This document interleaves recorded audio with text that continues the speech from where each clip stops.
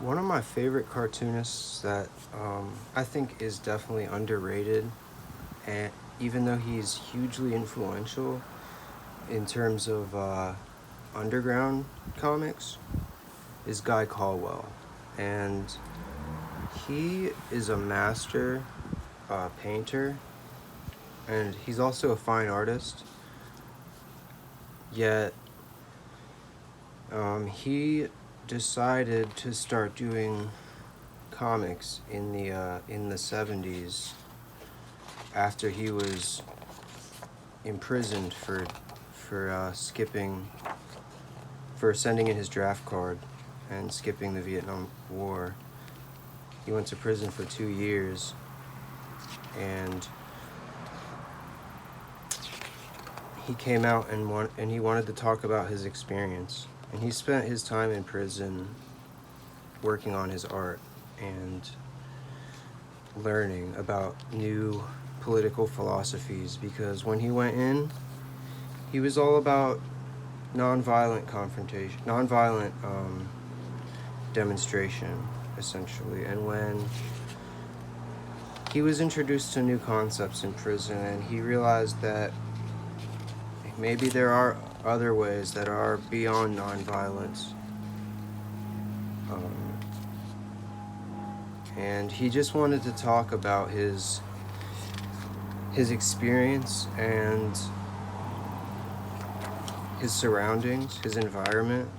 He was in New York, and as soon as he got out, he became close with a lot of these people that he was imprisoned with.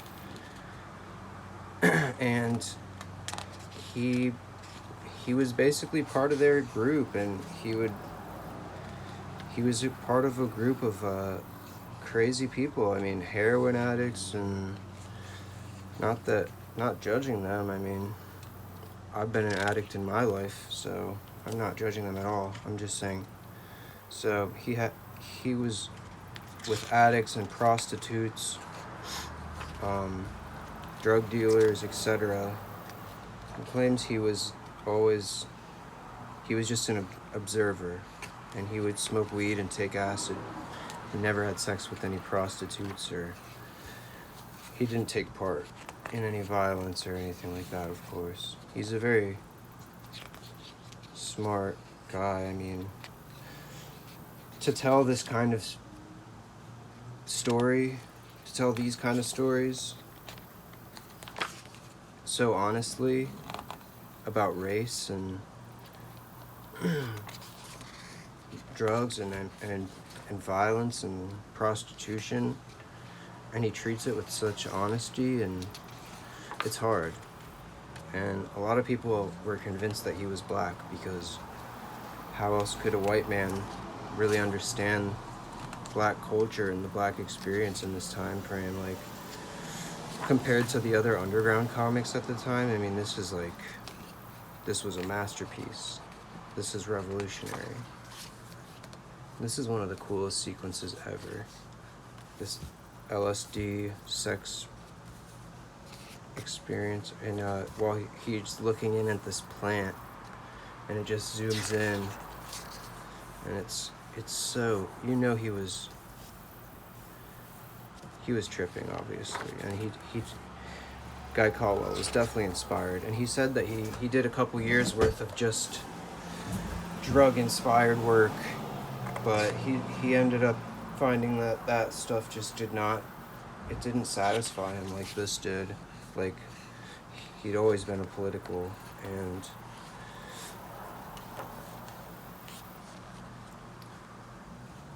I think he fuses the two perfectly here. The psychedelic and the realist, the political hyper-realism.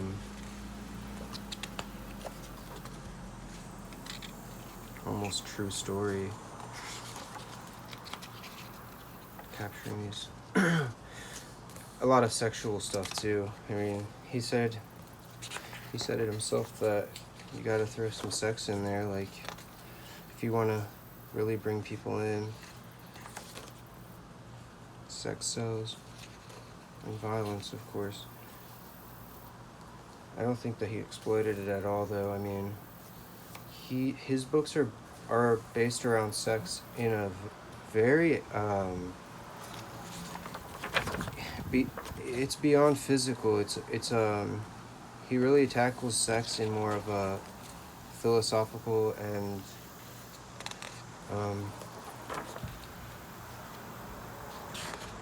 sorry, I'm getting distracted reading this, but he really tackles sex as like this. It as it's an intellectual subject instead of just primal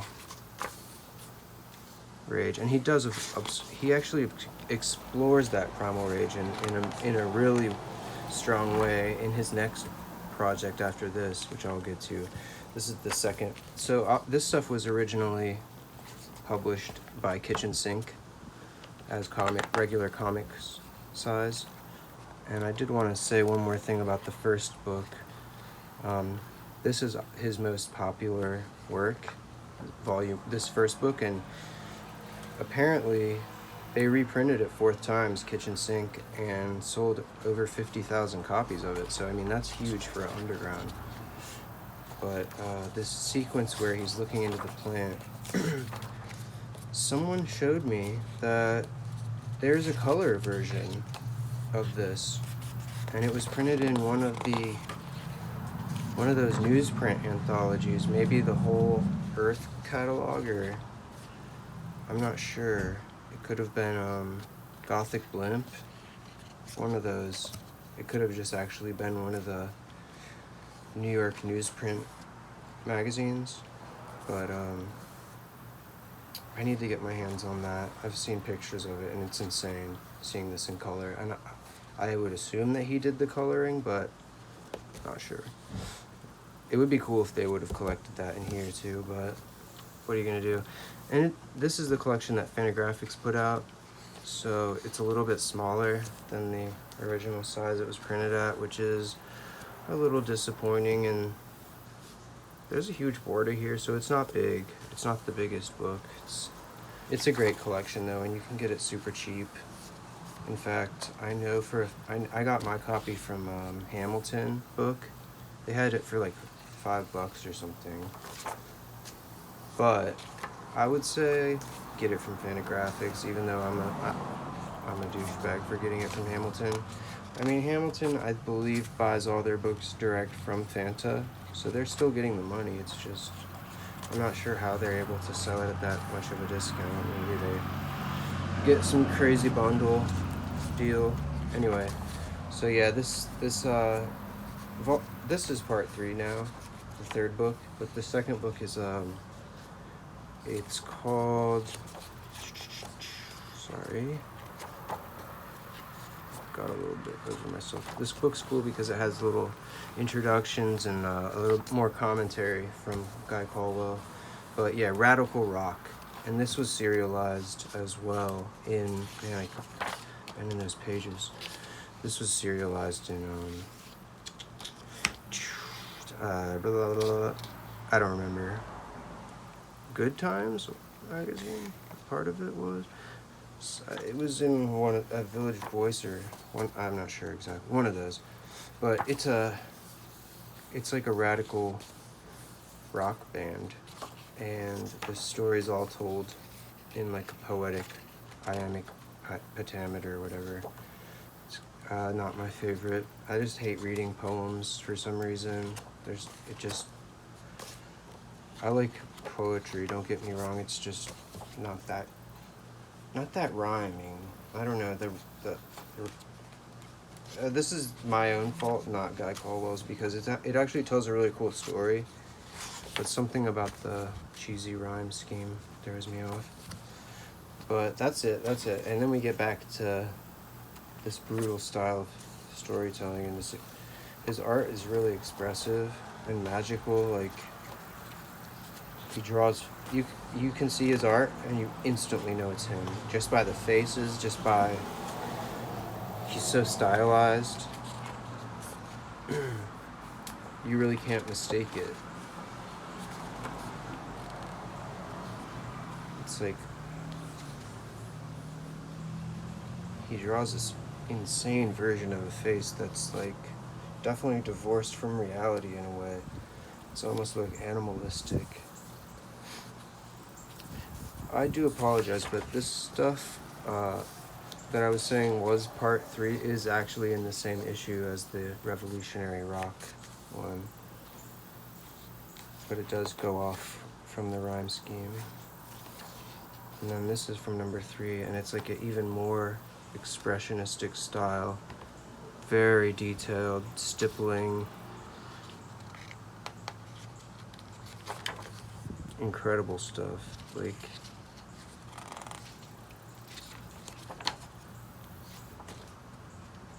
I would love to see this original artwork, like what size it was drawn at. Someone's got it out there, I'm sure. I wanted to say you can get his art for pretty decent price. Like he has for some reason a few different Instagram accounts, like more than a few, like 6 or 7, and each one is selling different different styles of his art. Like there's one that sells mini comics, or I'm not mini paintings. They're like minuscule. There's one that has just ink drawings, one that's pencil drawings, one that's oil paintings, and those are way more expensive, like thousands. But the sad thing is, in the back interview he did in the collection of Doll that Fantagraphics put out, he said that to this day, I mean, he still hasn't been able to make art his living. He still has to do some other work, and that makes me sad. This guy has put his life into this,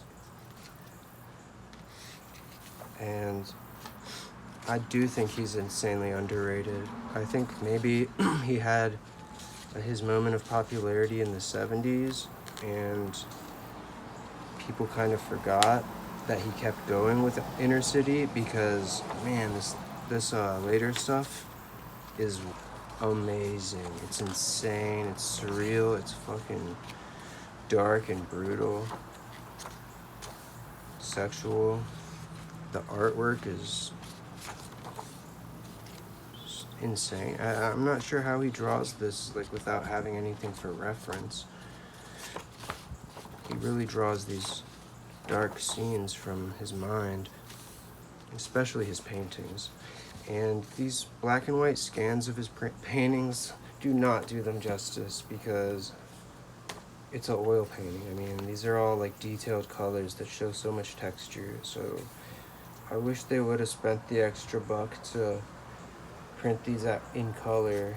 I mean, there's not that many. Like, it just would have to be, I don't know. I'm not here to air my grievances.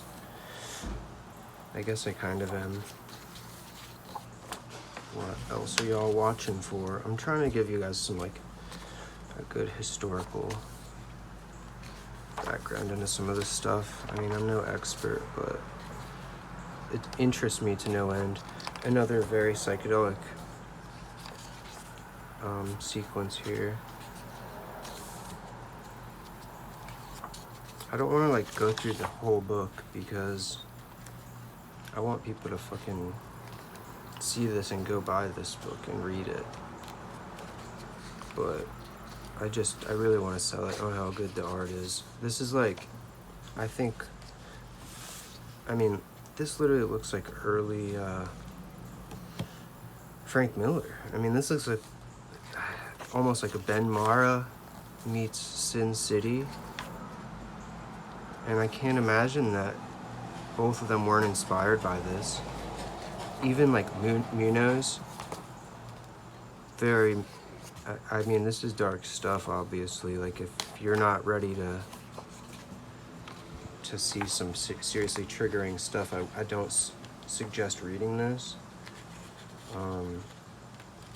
It's important as fuck, for sure. See, there we go, a little bit of color. That makes it so much better. And then there's an outro here written by Patrick Rosencrans on some of his background and his political work. some of his paintings.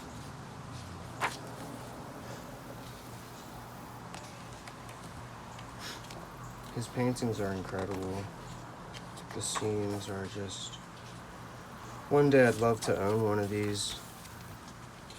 And he does, like I was saying, he has them for sale, but they're, you know, they're a bit pricier.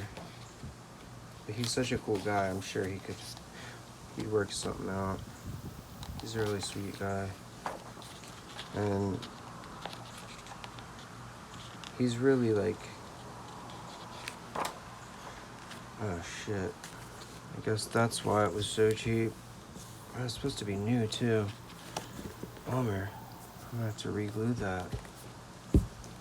Maybe it's just from holding it open too long. Anyway, next thing I wanted to show. This is a collection. Not really a collection, but this is a book that Rip Off Press put out. Central Body. And it's all written by Guy Colwell, and it's him kind of talking about his early years, his experiences, getting into art, getting into painting. And this isn't the most, this is not a very well printed book, to be honest. The paper's super cheap, and like seeing these black and white, like I was saying, the black and white scans of his art just don't do it that much justice. Like, there's a lot of detail lost there.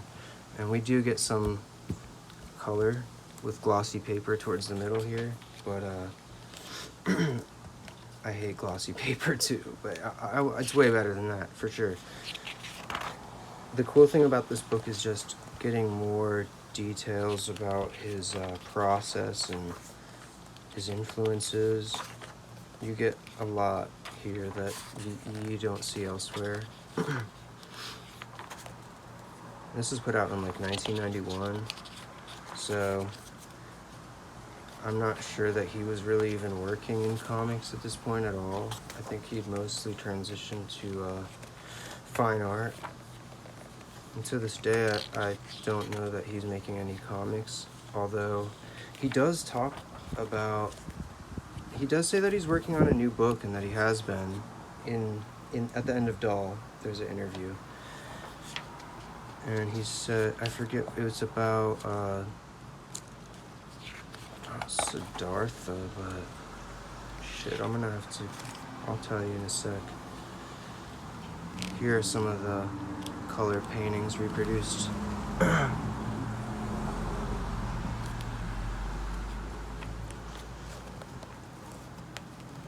And you can get this book for super cheap. Pretty much everything he's put out is still in print.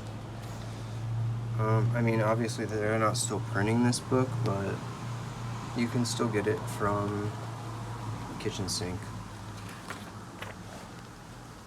They still have copies, which is a testament to like how few people know about him, unfortunately. I can't imagine this was like a big printing.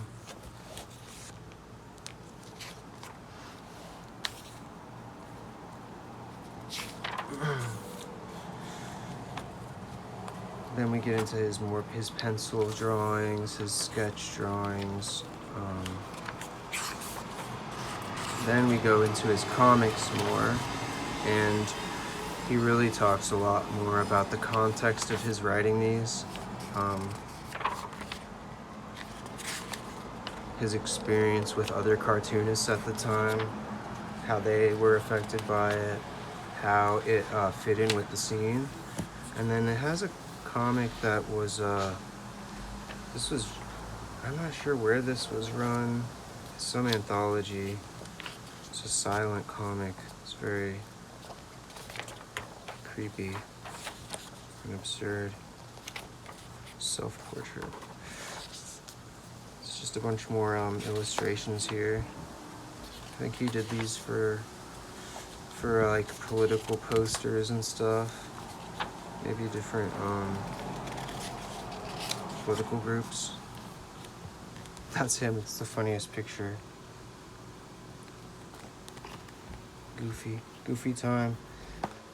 And then the next thing he did, actually this is obviously before that. He wrote this in the 80s originally.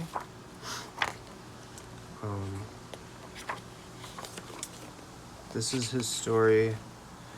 This is really the only other comic he did, although he did do a children's book called In the Fox's Den or something like that, and I don't have that. That's like the one thing I don't have. But this is the follow-up comic he did after Inner City Comics, or Inner City Romance. And I think there was quite a bit of time between the two. And it tells the story starts off with this horribly disfigured man. Don't really get that much background. I think he was born this way. And he's never had sex. And no woman will ever, I think this is kind of absurd that no woman would ever love him. I think he just needs to find the right person, obviously, but he's scared, and he's tried for years, and he's given up, and he approaches this artist who looks strangely like my friend who's an artist, Chris Revels, and he reminds me of him so much. He comes to this artist, and he wants him to make him a woman, a fake woman that he can have sex with, and the artist can't stop thinking about this, and it starts to bother him, and he realizes that this is something that his art can really do, that it's beyond art, and his art should transcend something that you look at, and it should help someone, it should change things. So he wants to do it, and he enlists this piece of shit pimp kind of guy that basically funds his projects financially, and he funds the whole thing, but he has ulterior motives, and he really wants to use the doll for himself. And then the book progresses into all these people fighting for this doll, and it's just a very strong, it's a super sexually graphic tale about the male gaze and objectivism, how we objectify women as these objects, and it's really about male sexuality and behavior, and how male sexuality is based around almost everything we do. And it's an insane story that just keeps devolving, and this first story changes. I don't want to give away too much, but the doll keeps finding its way into other people's lives, and it keeps causing more and more chaos. And the drawing style does change a bit. I mean, the cross-hatching in this section is insane. Some of these stories linger a bit, and they don't maybe hold up as well today as some of the inner city romance stuff. And obviously he was ahead of his time talking about sex dolls and real dolls and shit, but he comments on that, and he says he was nowhere close to it, which I think he's not giving himself enough credit, because this stuff, he came pretty close to what's going on now, and this came out in the 80s. I mean, it was unheard of to even consider that this would be a reality. Now look at what's going on. I mean, there's these real dolls, and there's like brothels for them and shit. Anyway, I won't get too much into the context of this one. Amazing artwork throughout. I got this one on sale from In Stock Trades as well, damaged. Just this was the only damage, it was bent on the back. I think they might still have copies. Definitely recommend it. The Katie Skelly interviewing him in the back was one of the most interesting interviews or talks with him I've read. And this is where he was saying that he was working on something else.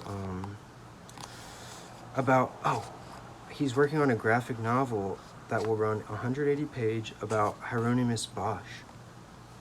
Maybe I'm probably pronouncing his name wrong, but Bosch, the fucking amazing artist who drew all the hellscapes and such. I cannot wait for that. I hope he's still doing it. That is dull. And then we've got Street Scenes from Fantagraphics. This is not a book, this is a collection of prints, and there's no better example no better example of how underrated of an artist he is, because there's literally, I think there's only 200 copies of this. It came out in 2015, still available from Fantagraphics. So 200 copies didn't sell out. I mean, it's hand numbered and signed, and it's a massive collection of beautiful prints. Like, it's huge. I could not believe how many prints were in here, and these are all beautiful, like incredibly well done. Nice print, nice paper. They can all be framed separately. $35. Yeah, this is number 19. Yeah, there's still copies of this, so I don't know if just it lacked poor marketing or what. Fantagraphics doesn't have the best marketing for a lot of their books. They're just kind of hands off with that kind of thing, unless the artist wants it, which is fair. I get that's how they work. I mean, that's Fantagraphics, but like, some of their books really do deserve better rollouts. Anyway, I'm gonna cycle through these because I don't have too much more time to shoot this video, but I really want people to go pick these up. I mean, it's insane. Like, I can't believe how long it's been out for over 5 years. It still hasn't sold out 200 copies. Can't get over that shit. But yeah, this is a collection of street scenes. It's all black and white ink drawings of these postmodern world views. I think he drew these all through the 2000s. They're all labeled. I mean, dates. Interesting. Kind of going for like an even more stylistic cartoon thing there. I've not seen him do that. Man, that's a really cool style. That, if he did a graphic novel in that style today, could be really cool. These are very, like, kind of political,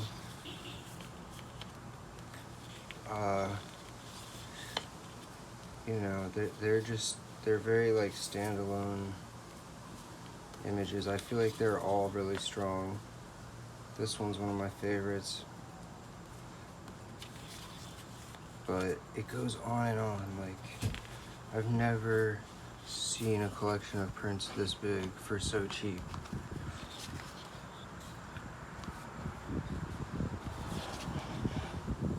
He's one of those fucking insanely hardworking artists that's just, he draws to live. Like, he can't stop. He's constantly doing this. I really envy him. I mean, I don't envy his life necessarily. I know he hasn't had an easy time surviving as an artist.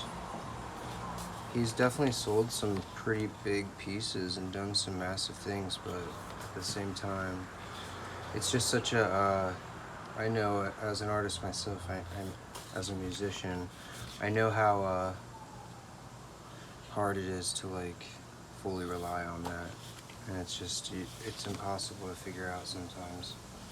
Times change, and with comics especially alternative comics, people just forget about you like in a snap.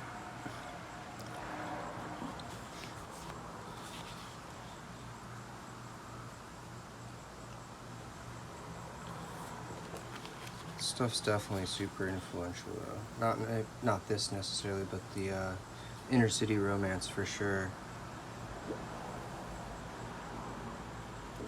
Just reading that, all the extra information, the commentary throughout that book was super fascinating. Just like almost every major cartoonist that he looked up to from that era, that he was inspired by, they all reached out to him and were. Crumb told him it was a masterpiece, essentially. Yeah, that's it. I think it's something like almost 50 prints, $35, hand numbered, signed. I guess the order doesn't really matter. I'll put this one in front.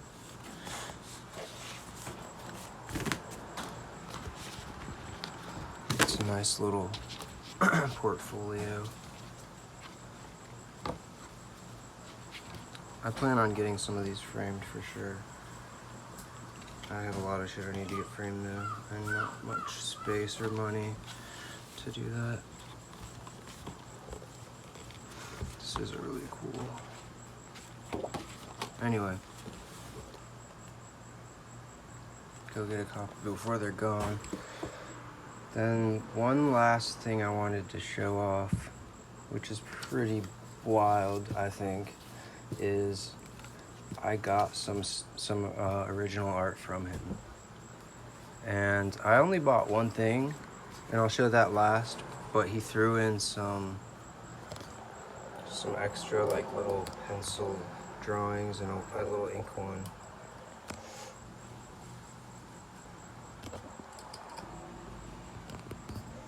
And like I said, I'll link some of his Instagram stuff down in the description, because he does sell this stuff at a pretty reasonable price. And like I said, he's a really sweet guy. He hooked this up. Like, I the thing that I bought, it was a little bit higher priced, and I asked him if he would take a little bit lower, and he totally worked with me. And it's a pretty heavy item. He paid the shipping for it, and threw in all these little extras. Little signed original pieces. I'll probably like maybe attach these into some of my books that I own of his or something. I don't know. I gotta do something with them, protect them better. This is the last thing. It's a stone. This is the thing I bought from him. And yeah, to get an idea of the size.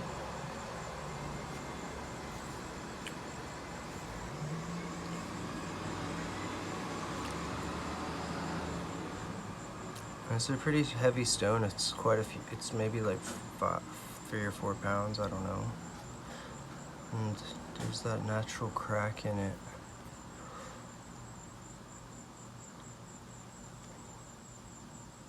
I thought this was incredible. I mean, out of all his pieces, there was nothing like it. I love his. I'm kind of obsessed with the tiny art thing, and he does a lot of that. And this isn't tiny, but man, I just don't understand how he can get that much detail.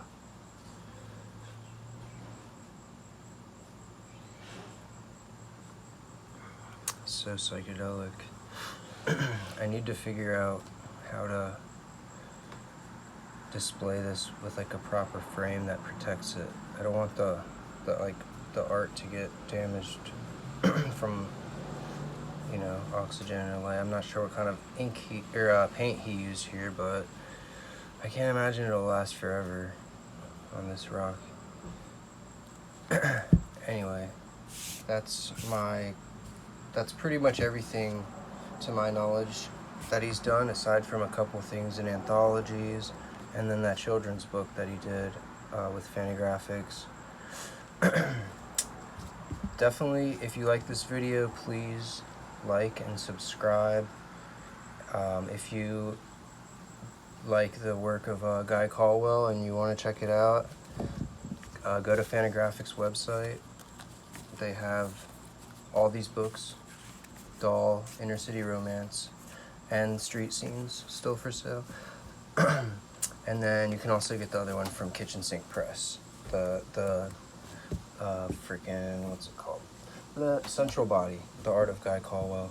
And I will link in the description those links to his Instagram. So anyway, hope you got some information out of this, enjoyed it, and I'll see you next time.